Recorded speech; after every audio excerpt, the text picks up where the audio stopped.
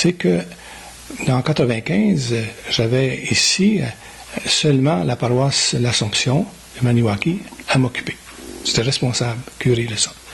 De sorte que, mais on a voulu comme regrouper, dans le domaine des grands changements, regrouper nos forces comme Oblats, et puis prendre un plus grand territoire.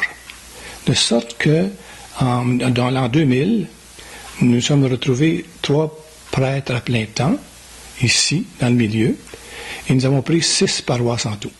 Donc, se sont ajoutées les paroisses Christ-Roi, à ce moment-là, les paroisses de Haumont, Bois-Franc, Montcerf-Létune et Grand-Remous. Donc, c'était le premier groupe de paroisses-là. Et ça restait des paroisses.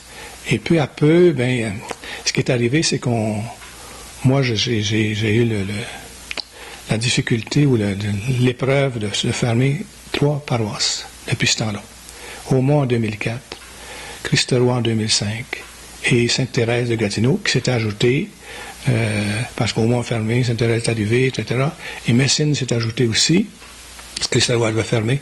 Donc, en 2011, c'était Sainte-Thérèse qui fermait.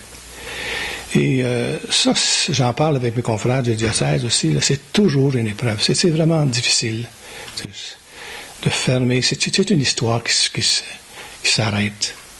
Pour les gens, un milieu, une paroisse qui ferme, c'est vraiment une épreuve de foi, si on peut dire. C'est sûr que la vie continue. Le Seigneur est encore présent, l'Église est encore présente au sens de communauté, de grande communauté chrétienne, mais c'est le milieu, le lieu. Le lieu, c'est un lieu où les gens ont leur foi chrétienne dans leur pratique religieuse, de baptême, de confirmation, de mariage, de funérailles. Et ça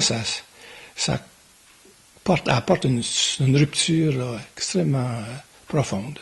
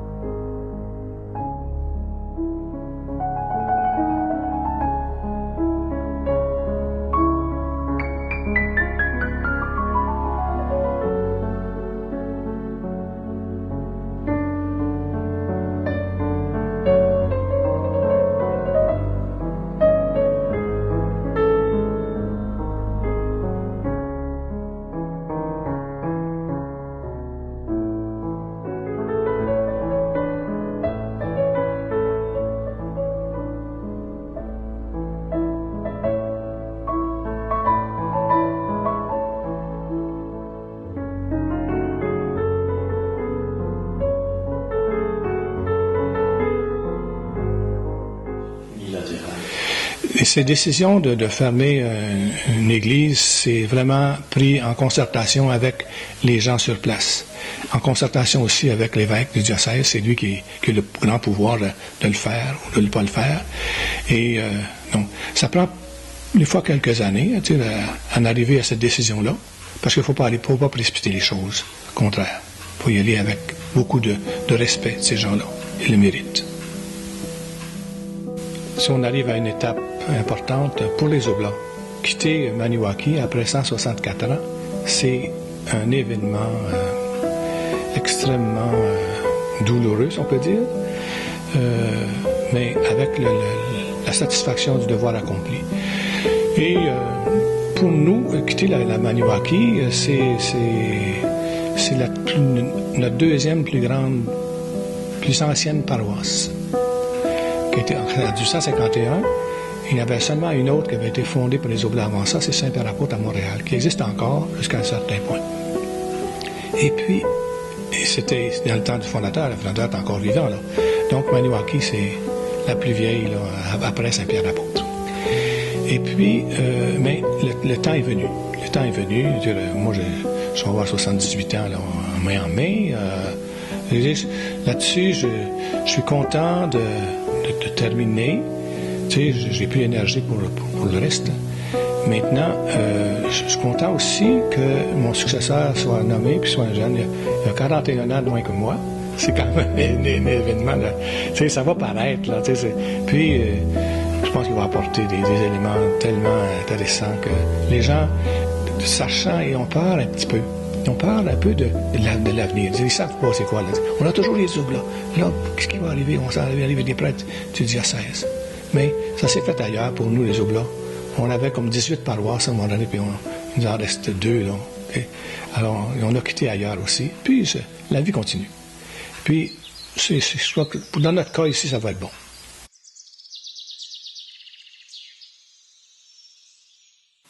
Dans la traite des fourrures, principal commerce avec les Algonquins, c'est en 1821 que la Compagnie de la baie d'Hudson et la Compagnie du Nord-Ouest cessent leurs hostilités et forment une alliance.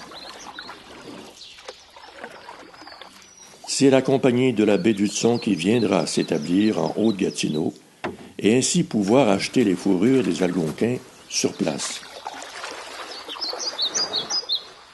Le poste du désert, premier établissement permanent en Haute-Gatineau, devient, dès sa fondation, le magasin général et le rendez-vous obligé de tous ceux qui fréquentent la région. Algonquins, coureurs des bois au début, marchands de bois, bûcherons, colons, missionnaires s'y succèdent ou s'y rencontrent. À partir de 1844, les Oblats viendront établir à Maniwaki le centre de toutes les missions reliées au bassin de la Gatineau et du Haut-Saint-Maurice. Ce qu'on a appelé pendant 200 ans le désert devient Maniwaki. Oui. Quand les Oblats sont arrivés ici en 1851, ils étaient 3. Et puis, peu à peu, ils ont eu à couvrir tout le milieu. Là. Peu à peu, leur nombre a augmenté. Puis, ils ont fait la mission, pour ainsi dire, dans à peu près toutes les paroisses aux alentours d'ici. Là. Les Oblats sont à l'origine de toutes les paroisses autour. Puis, à mesure que la communauté prenait forme puis se prenait en charge et que le diocèse était capable, il envoyait un prêtre du diocèse. Donc, partout, comme Mont-Serge, Bois-Franc, etc. Mais les Oblats étaient nombreux quand même ici aussi, il faut se dire ça.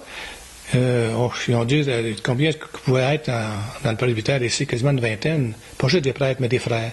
Mais des frères, à cause de la ferme qu'on avait, à cause du bois qu'il fallait faire, à cause de l'entretien, etc., etc. De sorte que, tu sais, puis des missionnaires aussi, c'est surtout des missionnaires, ceux qui partaient pour la Haute-Mauricie, l'abbé James, avaient comme leur pied à terre ici dans le milieu, curieusement. Alors, puis les chantiers, l'hiver, ça marchait en grand, là, plusieurs qui travaillaient dans ce domaine-là. Et puis, peu à peu, mais le ministère a comme changé, on est devenu comme plus sédentaire, puis on peut dire ça. Puis, pour les gens, eux autres, ils ont toujours été contents d'avoir une communauté religieuse à leur service. Tu sais, c'est comme si, c'est difficile de dire quoi. Pour nous, on dirait que c'est comme la proximité, une proximité un peu spéciale qu'on a avec les gens. On était comme partie prenante de leur vie là, durant toutes ces années-là. Et puis, on était proche d'eux, dans ce sens-là. Alors, quand les autres sont arrivés à Maniwaki, ils ont été comme des conciliateurs. Ils ont fait le lien entre les communautés, les Anglais, les Algonquins, les Français. Et puis, en réalité, la paroisse a été fondée en 1851, mais c'était déjà là un petit peu avant, 1849, c'est un parage. De sorte que quand la demande était faite d'avoir les Oblats à Maniwaki par le grand chef Paquinawatik, je ne sais pas trop, et puis les Oblats sont arrivés, et puis c'est eux autres qui ont comme fait en sorte qu'il y ait leur territoire, leur domaine, ni plus ni moins. Et puis les Oblats ont eu aussi un territoire, et c'est comme ça que la paroisse a pu être fondée aussi. Mais ils ont fait vraiment l'harmonie, je dirais, entre les groupes comme tels.